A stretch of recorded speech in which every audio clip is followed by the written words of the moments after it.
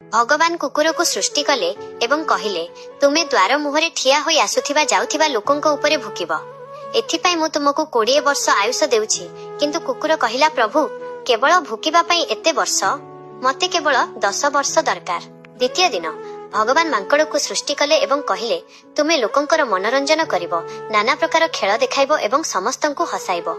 एथिपाई मु तुमको मध्य 20 वर्ष आयुष देउछि। मांकड़ कहिला 20 वर्ष जाए डियाकुदा कले तो मु मरिजिबि। प्रभु मते केवल 10 वर्ष दियंतु। तृतीय दिन भगवान गाई को सृष्टि कले एवं कहिले तुमे चासी सहित बिलरे परिश्रम करिवो एवं निजर अमृत भଳି क्षीर समस्तंकर पालन करिवो। एथिपाई मु तुमको 60 वर्ष आयुष देउछि।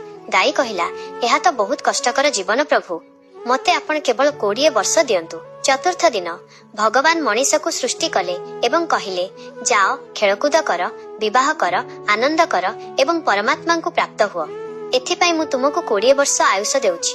परिणाम किंतु लोभी मनीष बाकी सबु पशु मानकर बळका आयुष मागिनेला।